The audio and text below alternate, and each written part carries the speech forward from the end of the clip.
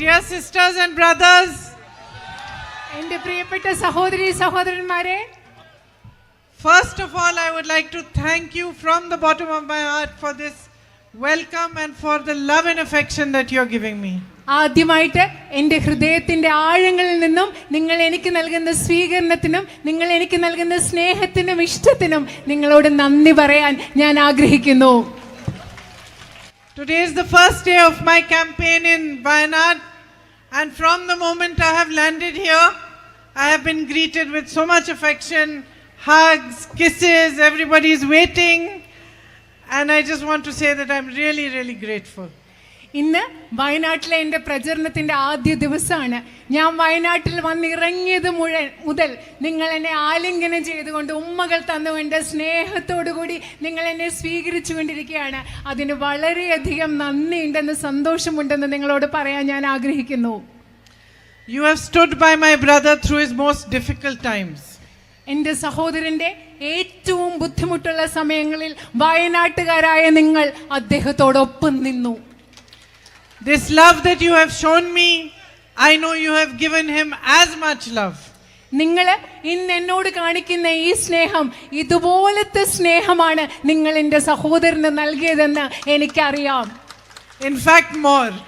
അത് മാത്രമല്ല, ഇതിലും കൂടുതൽ സ്നേഹം എൻ്റെ സഹോദരന് നിങ്ങൾ നൽകിയിട്ടുണ്ടെന്ന് എനിക്കറിയാം. And I know I'm his sister. I know that he was sad to leave you. ഞാൻ അദ്ദേഹത്തിൻ്റെ സഹോദരിയാണ്. എനിക്കറിയാം വയനാടിനെ ഉപേക്ഷിച്ച് പോവാൻ അദ്ദേഹത്തിന് എത്രമാത്രം വിഷമമുണ്ടായിരുന്നെന്ന് എനിക്ക് നന്നായിട്ട് അറിയാം. You gave him love at a time when there was a massive campaign against him, orchestrated by the BJP. BJP ആസൂത്രിതമായി അദ്ദേഹത്തിനെതിരെ ഒരു വലിയ പ്രചരണം നടത്തിയ ഒരു സമയത്താണ് നിങ്ങൾ അദ്ദേഹത്തിന് ഇത്രയും സ്നേഹം നൽകിയത്. I don't think that in the entire world there has been a campaign in which so many resources have been put, which has been singularly focused on destroying the reputation of one man. ഒരു വ്യക്തിയുടെ പ്രതിച്ഛായ, ഒരു വ്യക്തിക്ക് സമൂഹത്തിലുണ്ടായ സൽപ്പേര് ഇല്ലാതാക്കാൻ വേണ്ടി ഇത്രയും അധികം വിഭവങ്ങളും പണങ്ങളും എല്ലാം ലോകത്തൊരിടത്തും ഒരു വ്യക്തിക്കെതിരെ ഇങ്ങനെ പ്രചാരണം നടത്താൻ ഇതുവരെ ഉപയോഗിച്ചിട്ടുണ്ട് എന്ന് ഞാൻ കരുതുന്നില്ല. Yet I am proud to say that he faced it with great courage. എന്നാലും ഞാൻ ഇന്ന് അഭിമാനത്തോടു കൂടി പറയുകയാണ്, തനിക്കെതിരെയുള്ള എല്ലാ പ്രചരണങ്ങളെയും എൻ്റെ സഹോദരൻ വളരെയധികം അധികമായ ധൈര്യത്തോടു കൂടി നേരിട്ടു എന്ന് ഞാൻ ഇന്ന് അഭിമാനത്തോടു കൂടി പറയുകയാണ്. When he set off for his Bharat Jodo Yatra across India to walk 4,000 miles in the name of peace and unity, I myself as his sister was wondering where will he get the strength from. അദ്ദേഹം ഈ രാജ്യത്തിന്റെ ഐക്യത്തിന് വേണ്ടി, സമാധാനത്തിന് വേണ്ടി, സാഹോദര്യത്തിന് വേണ്ടി ഈ രാജ്യം മുഴുവൻ 4000 കിലോമീറ്റർ ഭാരത് ജോഡോയുടെ ഭാഗമായി സഞ്ചരിച്ചപ്പോൾ ഞാൻ ഒരു സഹോദരി എന്ന നിലയിൽ ഓർക്കുകയായിരുന്നു, ഇതിനു വേണ്ട ധൈര്യം അദ്ദേഹത്തിന് എവിടെ നിന്ന് ലഭിക്കും. But I know now where he got his strength. പക്ഷേ ഇന്ന് എനിക്കറിയാം എൻ്റെ സഹോദരൻ ഈ രാജ്യം മുഴുവൻ നടക്കാൻ വേണ്ട ധൈര്യം എവിടെ നിന്നാണ് കിട്ടിയതെന്ന് ഇന്ന് എനിക്കറിയാം. And I know where he got his courage. അദ്ദേഹത്തിന്റെ ധൈര്യം എവിടെ നിന്നാണ് കിട്ടിയതെന്ന് ഇന്ന് എനിക്കറിയാം. He got it from each one of you. അദ്ദേഹത്തിന്, എൻ്റെ സഹോദരന് അദ്ദേഹത്തിന്റെ ധൈര്യം കിട്ടിയത് ഇവിടെയുള്ള നിങ്ങൾ ഓരോരുത്തരിൽ നിന്നുമാണ്. You held him and you gave him the courage to walk. You gave him the courage to face everything with great strength. നിങ്ങൾ അദ്ദേഹത്തെ ചേർത്ത് പിടിച്ചു. അദ്ദേഹം നേരിട്ട എല്ലാത്തിനെയും നേരിടാനുള്ള ധൈര്യത്തോടുകൂടി നേരിടാനുള്ള കരുത്ത്, ഈ രാജ്യം മുഴുവൻ നടക്കാനുള്ള കരുത്ത് നിങ്ങൾ വയനാട്ടുകാർ അദ്ദേഹത്തിന് നൽകി. And that to me is what true politics is about. എന്നെ സംബന്ധിച്ചിടത്തോളം എനിക്ക് യഥാർത്ഥ രാഷ്ട്രീയം എന്ന് പറയുന്നത് അതാണ്. That is what honest politics is about. അതാണ് സത്യസന്ധമായ രാഷ്ട്രീയം എന്ന് പറയുന്നത് അതാണ്. And that is what a relationship between a leader and the people should be. ഒരു നേതാവും ജനങ്ങളും തമ്മിലുള്ള ബന്ധം എങ്ങനെ ആയിരിക്കണം എന്നുള്ളതാണ് എനിക്കിത് മനസ്സിലാകുന്നത്. It's not about how much power you have, how many governments. It's not all that. It is in its own way. That is the practical side. But more than anything else, there is a deeper side. And that is the relationship between you and the people that you elect to power. രാഷ്ട്രീയം എന്ന് പറയുന്നത് എത്ര അധികാരം നിങ്ങൾക്കുണ്ട്, എത്ര government നിങ്ങൾക്കുണ്ട്, അത് മാത്രമല്ല അതൊക്കെ പ്രായോഗികമായ ഒരു വശമാണ്. പക്ഷെ അതിലെല്ലാം ഉപരിയായി നിങ്ങളെ തിരഞ്ഞെടുക്കുന്ന ജനങ്ങളും നിങ്ങളും തമ്മിലുള്ള ആഴത്തിലുള്ള ബന്ധമാണ് രാഷ്ട്രീയം എന്ന് ഞാൻ കരുതുന്നു. And without that basis, that mutual respect between them, between you, between your leaders, between the politicians who work for you, those who work in service of you, between that basic relationship of honesty and respect, without that, I don't believe there is any worth of being in power. ഞാനൊരു കാര്യം പറയട്ടെ, ജനങ്ങളും അവരെ തിരഞ്ഞെടുക്കുന്ന രാഷ്ട്രീയ നേതാക്കളും ജനപ്രതിനിധികളും ജനങ്ങൾക്ക് വേണ്ടി പ്രവർത്തിക്കുന്നവരും തമ്മിലുള്ള പരസ്പര ബഹുമാനത്തിലും സ്നേഹത്തിലും അധിഷ്ഠിതമായ ഒരു ബന്ധമാണ് ഈ രാഷ്ട്രീയത്തിന്റെ അടിത്തറ. അതല്ലാതെ അധികാരം കൊണ്ട്, ഈ ബന്ധമില്ലാതെ അധികാരം കൊണ്ട് ഒരു അർത്ഥവുമുണ്ട് എന്ന് ഞാൻ കരുതുന്നില്ല. Without that relationship, without that respect, there can be no understanding of what your true issues are. ജനങ്ങളും രാഷ്ട്രീയ നേതാക്കളും തമ്മിലുള്ള ആ ഒരു ബന്ധമില്ലാതെ ഒരിക്കലും രാഷ്ട്രീയ നേതാക്കൾക്ക് കൃത്യമായി നിങ്ങളുടെ യഥാർത്ഥ പ്രശ്നങ്ങൾ എന്താണെന്ന് കൃത്യമായി മനസ്സിലാക്കാൻ സാധിക്കില്ല. And if there is no understanding and there is no respect, then just like what we are seeing today, the BJP is in power at the center. All its policies are directed towards helping a few businessmen friends. ജനങ്ങളോടുള്ള ബഹുമാനം, ജനങ്ങളെ മനസ്സിലാക്കാൻ സാധിക്കുന്നില്ല. മനസ്സിലാക്കലും ബഹുമാനവും ഇല്ലാത്തതിന്റെ ഫലമാണ് ഇന്ന് BJP അധികാരത്തിലിരിക്കുന്നത് പോലെ. BJPയുടെ എല്ലാ നയങ്ങളും എന്ന് പറയുന്നത് BJPയുടെ വ്യവസായികളായ കുറച്ച് സുഹൃത്തുക്കളെ, അതിസമ്പന്നരായ സുഹൃത്തുക്കളെ സഹായിക്കാൻ മാത്രമുള്ളതാണ്. And because they lack that basic respect for the public and for people, they also lack respect for the constitution and the values on which our nation was built. BJP ഗവൺമെന്റിന് ഈ രാജ്യത്തെ ജനങ്ങളോട്, പൊതുജനങ്ങളോട് അടിസ്ഥാന ബഹുമാനമില്ലാത്ത ഒറ്റ കാരണം കൊണ്ട് തന്നെ ഈ രാജ്യത്തെ ഭരണഘടനാ മൂല്യത്തോടും അവർക്ക് അടിസ്ഥാനപരമായി ഈ രാജ്യത്തെ ഭരണഘടനയോടും അവർക്ക് ബഹുമാനമില്ല. So in state after state, they will take lands away from the tribal peoples and give it to their businessmen friends. അതുകൊണ്ട് ഈ രാജ്യത്തെ ഓരോ സംസ്ഥാനങ്ങളിലും ഒന്നിനു പുറകെ ഒന്നൊന്നായി ഈ രാജ്യത്തെ ആദിവാസികളിൽ നിന്ന് ഭൂമി കയ്യേറി അവർ ആർക്ക് കൊടുക്കുന്നു? അവരുടെ ബിസിനസ്സുകാരായ വ്യവസായികളായ സുഹൃത്തുക്കൾക്ക് നൽകുന്നു. You work hard in the fields, you work day and night, and yet you are ignored. Policies are not made to strengthen agriculture, to strengthen the farmer community. You have been promised MSP again and again for your crops, but you don't get it. നിങ്ങൾ നിങ്ങളുടെ കൃഷി സ്ഥലങ്ങളിൽ രാവും പകലും വളരെയധികം അധ്വാനം ചെയ്യുന്നു, പക്ഷെ നയങ്ങൾ നിങ്ങളെ സഹായിക്കുന്നതിന് വേണ്ടി ഉണ്ടാക്കുന്നില്ല. നിങ്ങൾക്ക് മിനിമം താങ്ങുവില നൽകാം എന്ന് വീണ്ടും വീണ്ടും വാഗ്ദാനം ചെയ്യുന്നു, പക്ഷെ ഗവൺമെന്റ് കർഷക സമൂഹത്തെ സഹായിക്കുന്ന ഒരു നയപരിപാടികളുമായി മുൻപോട്ട് വരുന്നില്ല. There are only two things that the BJP government is busy doing. One, making its rich businessmen friends even richer and handing all the resources of the government and the country to them. And the second, dividing people so that they can stay in power. BJP government ഈ രാജ്യത്ത് നിരന്തരം ചെയ്തുകൊണ്ടിരിക്കുന്നത് രണ്ട് കാര്യങ്ങളാണ്. ഒന്ന്, ഈ രാജ്യത്തെ വിഭവങ്ങൾ മുഴുവൻ അവരുടെ അതിസമ്പന്നരായ കുറച്ച് വ്യവസായ സുഹൃത്തുക്കൾക്ക് നൽകുക. രണ്ടാമത്തേത്, ഈ രാജ്യത്തെ വിഭജിക്കുക. ഈ രണ്ട് കാര്യങ്ങളാണ് BJP ഗവൺമെന്റ് നിരന്തരം ചെയ്തുകൊണ്ടിരിക്കുന്നത്. So what is this fight that my brother has been fighting for the last 10 years, that all of us have been fighting? അതുകൊണ്ട് ഈ സാഹചര്യത്തിൽ ഞാൻ ചോദിക്കുകയാണ്, എൻ്റെ സഹോദരൻ കഴിഞ്ഞ 10 വർഷങ്ങളായി നടത്തിക്കൊണ്ടിരിക്കുന്ന ഈ പോരാട്ടം, നമ്മൾ എല്ലാവരും ഒരുമിച്ച് നടത്തിക്കൊണ്ടിരിക്കുന്ന ഈ പോരാട്ടം എന്ത് പോരാട്ടമാണ്? എന്തിനു വേണ്ടിയുള്ള പോരാട്ടമാണ്? We are fighting for the essence of our nation. നമ്മൾ ഇന്ന് പോരാടിക്കൊണ്ടിരിക്കുന്നത് ഈ രാജ്യത്തിന്റെ സത്തയ്ക്ക് വേണ്ടിയാണ്, ഈ രാജ്യത്തിന്റെ കാതലിന് വേണ്ടിയാണ്. കഴിഞ്ഞ 10 വർഷങ്ങളായി നമ്മൾ പോരാടിക്കൊണ്ടിരിക്കുന്നത്. We are fighting for democracy. നമ്മൾ ജനാധിപത്യത്തിന് വേണ്ടിയാണ് പോരാടുന്നത്. For equality. നമ്മൾ സമത്വത്തിന് വേണ്ടി, തുല്യതയ്ക്ക് വേണ്ടിയാണ് പോരാടുന്നത്.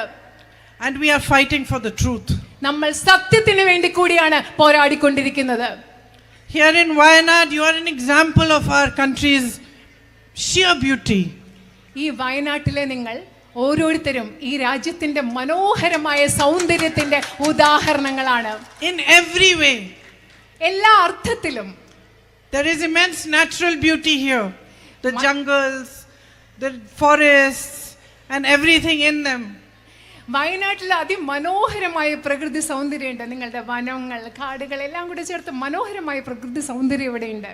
But there's also beauty of the spirit. അത് മാത്രമല്ല, വയനാട്ടിന്റെ ചൈതന്യത്തിനും അതിമനോഹരമായ ഒരു സൗന്ദര്യമുണ്ട്.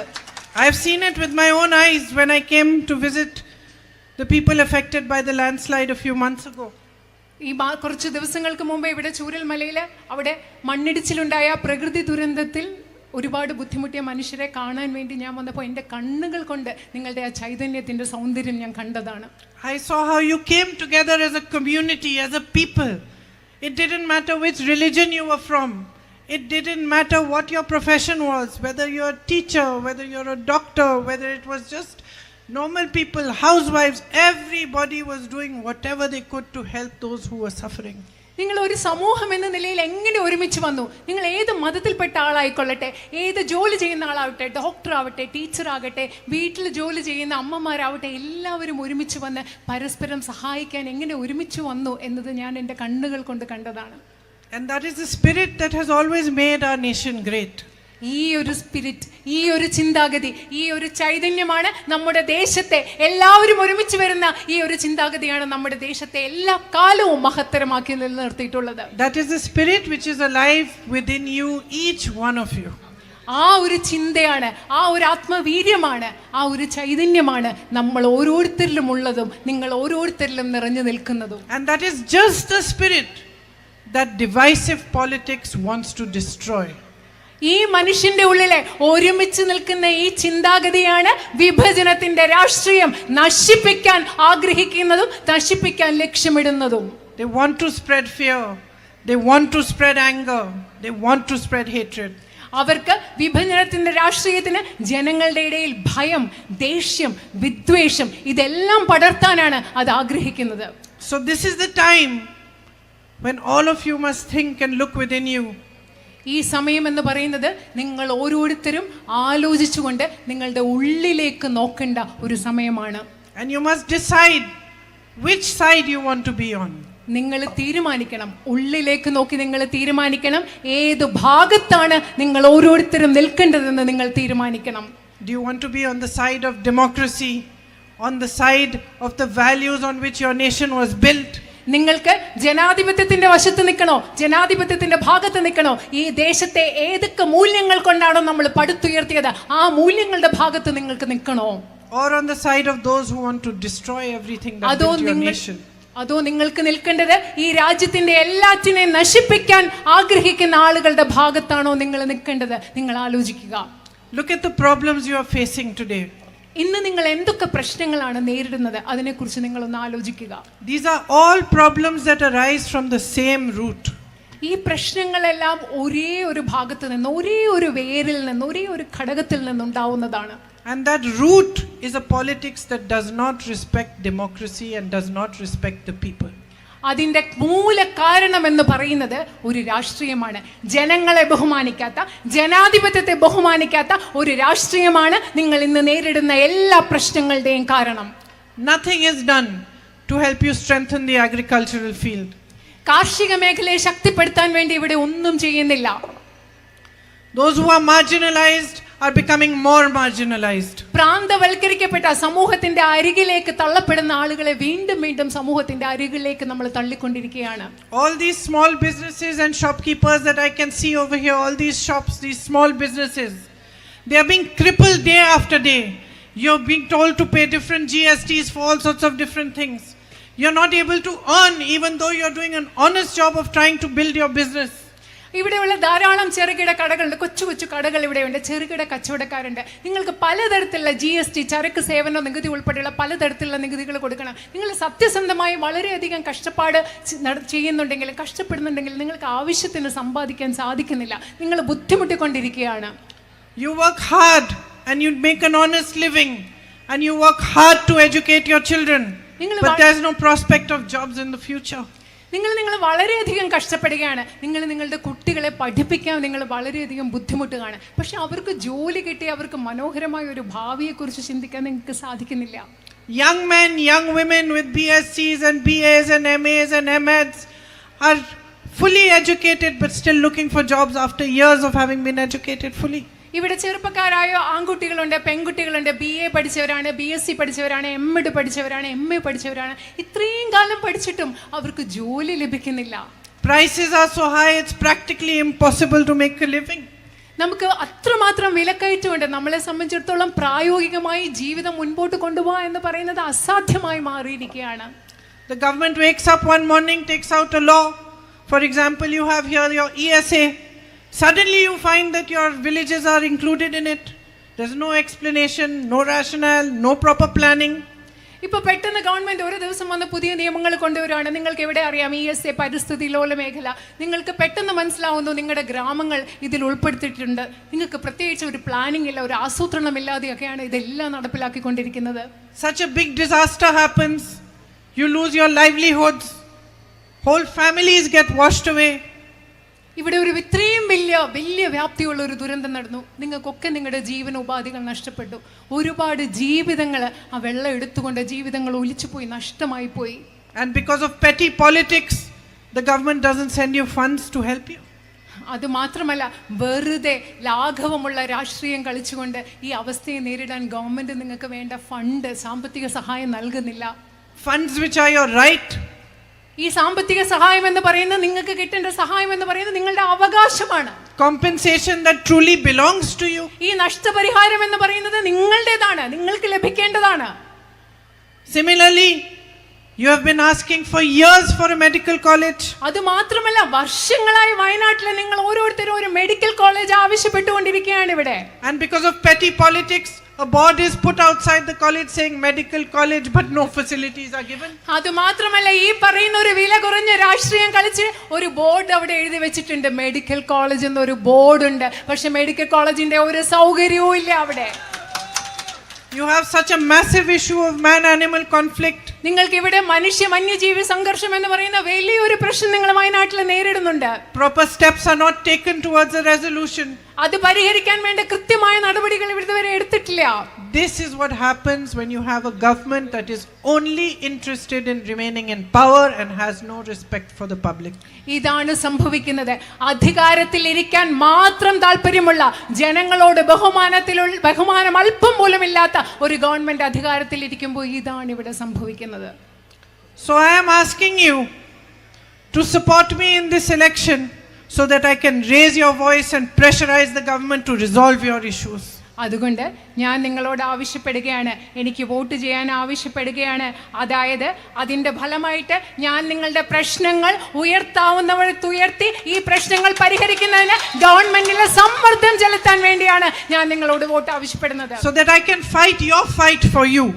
അതായത് എനിക്ക് നിങ്ങളുടെ പോരാട്ടം, നിങ്ങൾക്ക് വേണ്ടി ആ പോരാട്ടം നടത്താൻ എനിക്ക് സാധിക്കുന്നതിന് വേണ്ടിയാണ് ഞാൻ നിങ്ങളോട് വോട്ട് ആവശ്യപ്പെടുന്നത്. Your fight to resolve the issues that plague your daily life and your fight for a democratic country that gives you the rights that are rightfully yours. നിങ്ങളുടെ പോരാട്ടം എന്ന് പറയുന്നത് നിങ്ങളുടെ നിത്യജീവിതത്തിൽ നിങ്ങൾ നേരിടുന്ന പ്രശ്നങ്ങൾ പരിഹരിക്കാനുള്ള ഒരു പോരാട്ടം. അത് മാത്രമല്ല, ഒരു ജനാധിപത്യ രാജ്യത്തിന് വേണ്ടി നിങ്ങൾക്ക് അവകാശങ്ങൾ നൽകുന്ന ഒരു ജനാധിപത്യ രാജ്യത്തിന് വേണ്ടി പോരാട്ടാനുള്ള നിങ്ങളുടെ പോരാട്ടം നടത്തുന്നതിന് വേണ്ടിയാണ് ഞാൻ നിങ്ങളോട് വോട്ട് ചോദിക്കുന്നത്. The relationship between you and the people that represent you in parliament, in the assemblies, in politics should be one of service. We are all here to serve you. നിങ്ങൾ പാർലമെന്റിലേക്കും അസംബ്ലിയിലേക്കും ഒക്കെ തിരഞ്ഞെടുക്കുന്ന നിങ്ങളുടെ ജനപ്രതിനിധികളും തമ്മിലുള്ള ബന്ധം എന്ന് പറയുന്നത് സേവനത്തിൻ്റെ ഒരു ബന്ധമായിരിക്കണം. ഞങ്ങൾ ഇവിടെ നിൽക്കുന്നത് നിങ്ങളെ സേവിക്കാൻ വേണ്ടിയാണ്. If it was not for you, for your support, none of us would be able to stand on this stage and give you speeches. നിങ്ങളില്ലെങ്കിൽ, നിങ്ങളുടെ പിന്തുണയില്ലെങ്കിൽ ഇവിടെ നിൽക്കുന്ന ഒരാൾക്കും ഇങ്ങനെ സ്റ്റേജിൽ നിന്ന് നിങ്ങളോട് പ്രസംഗിക്കാൻ, ഇങ്ങനെ പ്രസംഗങ്ങൾ നടത്താൻ സാധിക്കില്ല. And there is nothing more important for a person who serves you than that they should understand this simple fact. നിങ്ങളെ സേവിക്കുന്ന ഓരോ മനുഷ്യരും മനസ്സിലാക്കേണ്ട അടിസ്ഥാന കാര്യമെന്ന് പറയുന്നത് ഇതാണ്: നിങ്ങളില്ലെങ്കിൽ ഞങ്ങൾക്ക് ഇവിടെ നിന്ന് സംസാരിക്കാൻ പറ്റില്ല എന്ന ലളിതമായ യാഥാർത്ഥ്യമാണ് എല്ലാവരും മനസ്സിലാക്കേണ്ടത്. So many of my journalist friends keep asking me, what are you expecting? How many votes are you expecting? Are you going to win? what is going to be your margin, and I'm not interested in those questions. എൻ്റെ പല പത്രക്കാരായ സുഹൃത്തുക്കൾ എന്നോട് ചോദിക്കുന്നു, നിങ്ങൾ എത്ര വോട്ടുകളാണ് പ്രതീക്ഷിക്കുന്നത്, നിങ്ങൾ എത്ര ഭൂരിപക്ഷമാണ് പ്രതീക്ഷിക്കുന്നത്, എങ്ങനത്തെ വിജയമാണ് പ്രതീക്ഷിക്കുന്നത്. അവരോടൊക്കെ ഞാൻ പറയാൻ ആഗ്രഹിക്കുന്നു, അതിലൊന്നുമല്ല എൻ്റെ താല്പര്യം എന്ന് ഞാൻ അവരോട് പറയാൻ ആഗ്രഹിക്കുന്നു. Because for me, each and every vote is a symbol of my responsibility towards you. കാരണം എന്നെ സംബന്ധിച്ചിടത്തോളം നിങ്ങൾ നൽകുന്ന ഓരോ വോട്ടും എന്ന് പറയുന്നത് എനിക്ക് നിങ്ങളോടുള്ള ഉത്തരവാദിത്വത്തിന്റെ പ്രതീകമായിട്ടാണ് ഞാൻ കണക്കാക്കുന്നത്. It's a symbol of your trust in me നിങ്ങൾക്ക് and my duty towards you. നിങ്ങൾക്ക് എന്നിലുള്ള വിശ്വാസത്തിന്റെ, എനിക്ക് നിങ്ങളോടുള്ള കടമയുടെ, ഉത്തരവാദിത്വത്തിന്റെ പ്രതീകമാണ് നിങ്ങൾ എനിക്ക് നൽകുന്ന ഓരോ വോട്ടും. It's a symbol of the fact that from the day you cast that vote, nothing should be more important to me than what matters to you. അത് ഇതിന്റെ പ്രതീകമാണ്. നിങ്ങൾ എന്ന് വോട്ട് ചെയ്യുന്നു അന്നത്തെ ദിവസം മുതൽ എനിക്ക് നിങ്ങൾക്ക് പ്രധാനപ്പെട്ട കാര്യമായിരിക്കണം എൻ്റെ ജീവിതത്തിലെ ഏറ്റവും പ്രധാനപ്പെട്ട കാര്യം എന്നതിന്റെ പ്രതീകമാണ് നിങ്ങൾ എനിക്ക് നൽകുന്ന ഓരോ വോട്ടും. And if I ever go wrong, it will become a symbol for you to teach me that I am going wrong. എവിടെയെങ്കിലും എനിക്ക് തെറ്റുപറ്റിയാൽ നിങ്ങൾ എനിക്ക് നൽകുന്ന വോട്ട് എനിക്ക് തെറ്റുപറ്റുന്നു എന്ന് എന്നെ പഠിപ്പിക്കാൻ നിങ്ങൾക്കുള്ള ഒരു പ്രതീകമായിരിക്കണം നിങ്ങൾ നൽകുന്ന ഓരോ വോട്ടും. This is a new journey for me, and you will be my guides and my teachers on this journey. എന്നെ സംബന്ധിച്ചിടത്തോളം ഇതൊരു പുതിയ യാത്രയാണ്. ഈ പുതിയ യാത്രയിൽ എൻ്റെ ഗുരുക്കന്മാർ, എൻ്റെ മാർഗദർശികൾ, എൻ്റെ അധ്യാപകർ എന്ന് പറയുന്നത് നിങ്ങൾ ഓരോരുത്തരുമാണ്. You are going to place your trust in me, and I want to tell you that I am not going to let you down. നിങ്ങൾ നിങ്ങളുടെ വിശ്വാസം, വയനാട്ടുകാർ നിങ്ങളുടെ വിശ്വാസം എന്നിൽ അർപ്പിക്കാൻ പോവുകയാണ്. ഞാൻ നിങ്ങൾക്ക് ഉറപ്പ് നൽകാൻ ആഗ്രഹിക്കുന്നു, ഞാൻ ഒരിക്കലും നിങ്ങളെ നിരാശപ്പെടുത്തില്ല എന്ന് നിങ്ങൾക്ക് ഉറപ്പ് നൽകാൻ ആഗ്രഹിക്കുന്നു. This love that you are giving me is sacred to me. നിങ്ങൾ എനിക്ക് നൽകുന്ന സ്നേഹം എന്ന് പറയുന്നത് എനിക്ക് പാവനമാണ്. And I will always carry it in my heart. അത് വയനാട്ടുകാരായ നിങ്ങൾ എനിക്ക് നൽകുന്ന സ്നേഹം ഞാൻ എല്ലായ്പ്പോഴും എൻ്റെ ഹൃദയത്തിൽ കൊണ്ടു നടക്കും. And I want to tell you what I said in my meeting before this also, that when my son was 13 years old, I went to leave him in a boarding school. ഞാൻ നിങ്ങളോട് ഒരു കാര്യം പറയാൻ ആഗ്രഹിക്കുന്നു. ഞാൻ മുമ്പത്തെ യോഗത്തിലും പറഞ്ഞൊരു കാര്യമാണ്. എൻ്റെ മകന് 13 വയസ്സുണ്ടായിരുന്നപ്പോൾ മകനെ ഞാനൊരു ബോർഡിംഗ് സ്കൂളിൽ കൊണ്ടുവിട്ടു. I am a mother like you, so I cried a lot. 4-5 days I cried. ഞാൻ നിങ്ങളെപ്പോലൊരു അമ്മയാണ്. അതുകൊണ്ട് മോനെ സ്കൂളിൽ കൊണ്ടുവിട്ടിട്ട് 4-5 ദിവസം ഞാൻ കരയായിരുന്നു, ഭയങ്കരമായിട്ട് കരഞ്ഞു. I thought someone has taken my heart away from me. അതിൻ്റെ മോനെ സ്കൂളിൽ കൊണ്ടുവിട്ടപ്പോൾ എൻ്റെ ഹൃദയം ആരാണ്ട് എടുത്തുകൊണ്ട് പോയ പോലെ എനിക്ക് തോന്നിയത്. But I left him because it was good for him to learn, to grow. എൻ്റെ മോന് വളരാനും കാര്യങ്ങൾ പഠിക്കാനൊക്കെ അത് വളരെയധികം നല്ലതായിരുന്നത് കൊണ്ടാണ് മകനെ ഞാൻ ആ സ്കൂളിൽ കൊണ്ടുവിട്ടത്. And when I was leaving him, the principal and his wife called me, and they said, you know, there are a lot of people from these fancy families who leave their children here, and we just want to tell you that many of them don't come to see their children. So now this is a period of 4 months. You please come at least once. മോനെ കൊണ്ടുവിട്ടിട്ട് വരാൻ നേരത്ത് principal എന്താ പറഞ്ഞതെന്നറിയോ? ഇങ്ങനെ നിങ്ങളെപ്പോലെ കുറേ വലിയ കുടുംബങ്ങളിലെ ആളുകളൊക്കെ മക്കളെ കൊണ്ട് സ്കൂളിൽ വിട്ടിട്ട് പോകും, പിന്നെ അവരെ കാണാൻ വരാറേ ഇല്ല. ഇത് 4 മാസത്തെ കാര്യമാണ്. നിങ്ങൾ ഈ 4 മാസത്തിനിടയിൽ ഒരു പ്രാവശ്യമെങ്കിലും വന്ന് മോനെ കാണണമെന്ന് പ്രിൻസിപ്പലും അദ്ദേഹത്തിൻ്റെ ജീവിത പങ്കാളി എന്നോട് പറഞ്ഞു. Then after 4 months, when I went to pick up my son, the principal and the wife were there. 4 മാസം കഴിഞ്ഞ് ഞാൻ എൻ്റെ മോനെ വീണ്ടും വിളിക്കാൻ ചെന്നപ്പോൾ അവിടെ പ്രിൻസിപ്പലും പ്രിൻസിപ്പലിൻ്റെ വൈഫും അവർ രണ്ടുപേരും അവിടെ ഉണ്ടായിരുന്നു. And again they said, Priyanka, we want to talk to you. എന്നിട്ട് അവർ പറഞ്ഞു, പ്രിയങ്ക, ഞങ്ങൾക്ക് ഇനിയും നിങ്ങളോട് സംസാരിക്കാനുണ്ട്. So I went to talk to them on the side, and they said, can you please stop coming so much? ഈ പ്രാവശ്യം എന്നെ അടുത്ത് വിളിച്ചിട്ട് സംസാരിക്കാനുണ്ടെന്ന് പറഞ്ഞ് ഞാൻ അങ്ങോട്ട് മാറി നിന്ന് അവരോട് സംസാരിച്ചപ്പോൾ അവർ പറഞ്ഞ എന്താണെന്നറിയോ? ദയവേത് നിങ്ങൾ ഇത്രയും പ്രാവശ്യം ഇനി സ്കൂളിൽ വരരുതെന്നാണ് അവരെന്നോട് പറഞ്ഞത്. So you're going to be in the same position. നിങ്ങൾ ആ പ്രിൻസിപ്പലിന്റെ വൈഫിന്റെ അതേ ഭാര്യയുടെ അതേ സ്ഥാനത്ത് നിങ്ങളാവാൻ പോവുകയാണ്. All these people who are telling you, she will not come, she will not come, you will be telling me, please don't come. You are coming too much. ഇവിടെയുള്ള ആളുകളെല്ലാം നിങ്ങളോട് പറഞ്ഞുകൊണ്ടിരിക്കുക, ഇല്ല പ്രിയങ്ക ഗാന്ധി ഇങ്ങോട്ട് വരില്ല എന്ന് നിങ്ങളോട് പറഞ്ഞുകൊണ്ടിരിക്കുക. പക്ഷെ ഞാൻ നിങ്ങൾ എന്നോട് പറയാൻ പോവുമായിരിക്കും, ദയവേത് ഇങ്ങോട്ട് ഇത്രയും പ്രാവശ്യം വരല്ലേ എന്നായിരിക്കും നിങ്ങൾ എന്നോട് ഇനി പറയാൻ പോവുക. So So I just want to say that I am here. I know Rahul has gone, but in spirit he stays here with you, and our bond will always become only stronger and stronger. And I am here to listen to you, to understand your problems, to fight for you, and to be here by your side. എനിക്കറിയാം ഇന്ന് ഞാൻ ഇവിടെയുണ്ട്. നിങ്ങൾക്ക് വയനാട്ടിലെ MP ആയിട്ട് രാഹുൽ ഇവിടെയില്ല, പക്ഷേ മനസ്സുകൊണ്ട് അദ്ദേഹം നിങ്ങളോടൊപ്പം ഉണ്ട്. അദ്ദേഹവും നമ്മളെല്ലാവരും തമ്മിലുള്ള ബന്ധം ഓരോ ദിവസവും കൂടുതൽ ശക്തമായിക്കൊണ്ടിരിക്കും. ഞാൻ നിങ്ങളുടെ പ്രശ്നങ്ങൾ മനസ്സിലാക്കാനും നിങ്ങളുടെ പ്രശ്നങ്ങൾക്ക് വേണ്ടി പോരാടുവാനും വേണ്ടിയാണ്, നിങ്ങളുടെ ശബ്ദമാകാനും വേണ്ടിയാണ് ഞാൻ നിങ്ങളുടെ കൂടെ ഇവിടെയുള്ളത്. Thank you very much for being here today, and I would also like to thank Venugopal ji, Chennitala ji, Tharoor ji for coming and attending this meeting, and for all the leaders who are on stage here with me today. Thank you. നിങ്ങൾ എല്ലാവരും ഇവിടെ വന്നതിന് വളരെയധികം സന്തോഷം. വേദിയിലുള്ള ചെന്നിത്തല ജിയും വേണുഗോപാൽ ജിയും തരൂർ ജിയും ഒക്കെ ഈ മീറ്റിംഗിൽ പങ്കെടുത്തതിന് ഞാൻ നന്ദി അറിയിക്കുന്നു. നന്ദി, നമസ്കാരം.